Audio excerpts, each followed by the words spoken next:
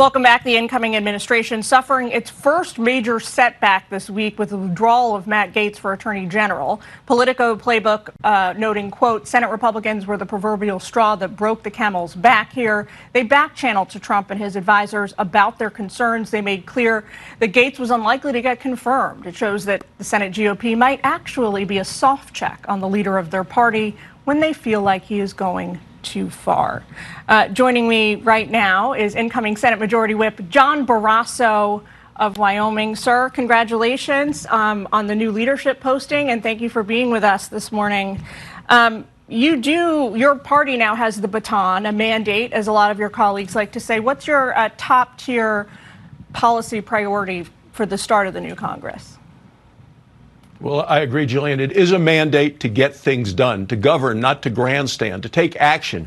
And we need to take action on what the American people are most concerned about, which are high prices and an open border.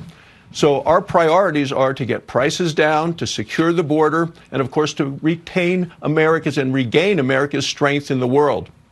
On day number one, President Trump can take executive actions, and they can do that to shut down our open border and to open up our shut down oil rigs. What's so important, though, and you just had this in your last interview about the dangerous world that President Trump is finding as he enters the Oval Office. Look, our enemies are much more dangerous, aggressive, menacing, and powerful than they were when he left office. So it's critical for us in the Senate to make sure that on day one, President Trump has confirmed his national security team so they can all hit the ground.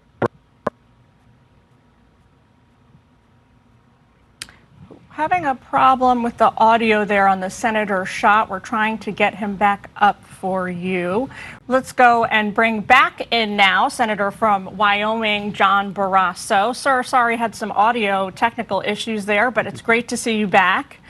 Let's pick up where we left off with you a moment ago. You tweeted this week after meeting with incoming President Trump's nominee for Secretary of Defense, Pete Hegseth, that, quote, we had an excellent discussion about the need for America's military to remain the best in the world. I look forward to Pete's hearing and a vote in the Senate in January. I bring this up because you mentioned a confirmation hearing. I'm curious if maybe you're now becoming sort of inclined towards confirmation hearings rather than the recess appointments that the leadership has agreed to for the incoming president.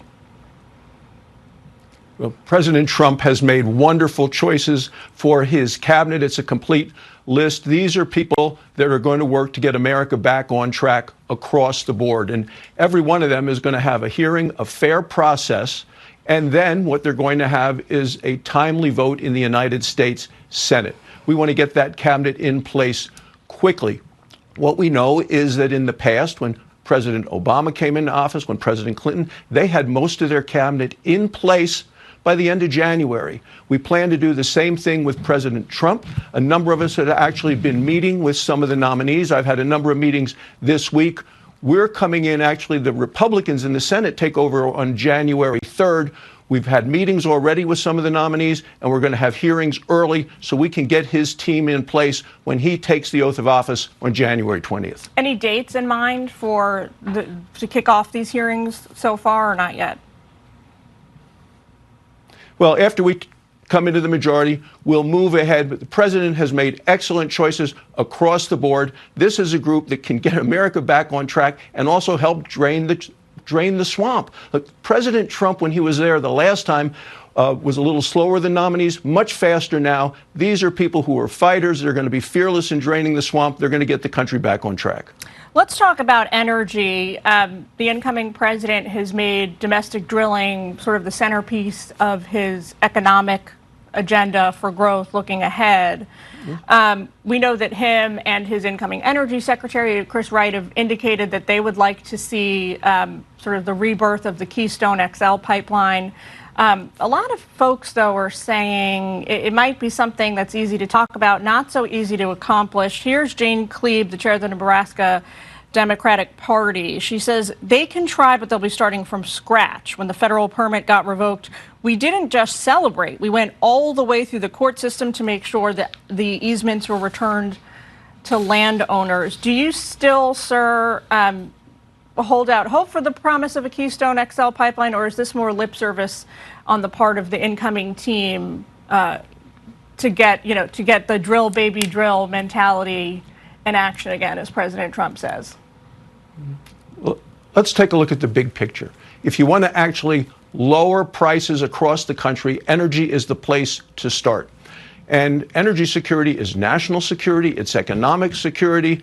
We have massive amounts of energy in this country. I'm in Wyoming today, which is America's energy breadbasket. The last 4 years, Gillian, these radical climate elitists, what they've done is put a noose around the neck of American energy. And what we need to do right now is get that noose removed, and we've done it with the election of President Trump. But this is the reason people have been paying 20, 30% more to heat their houses or to fill up their gas tank.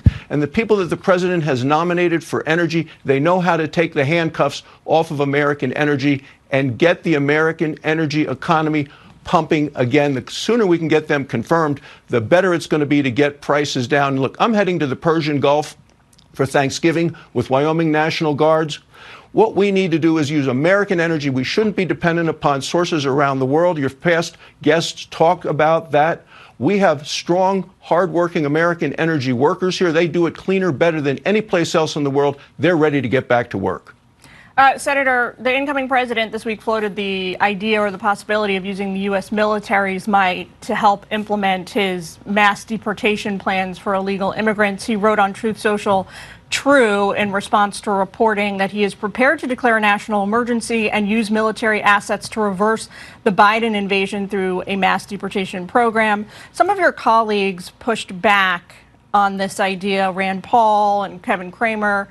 We're wondering if you think it's a good idea.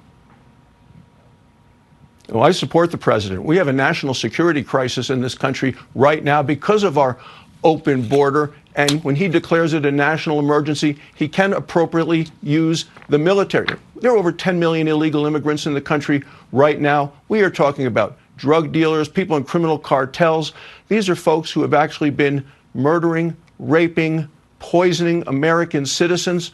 When you take a look at the president's magnificent victory, the decisive victory, it's, I think, because people were scared about all of these people in the country illegally. People want to feel safe in their own homes.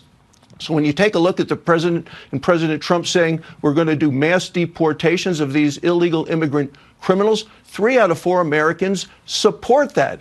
And yet we still have some of these big city mayors and governors who unbelievably are more concerned about the rights, the so-called rights of illegal immigrants than they are about the safety of their own citizens. We have to make America safe again, and what the president is talking about is the right thing to do.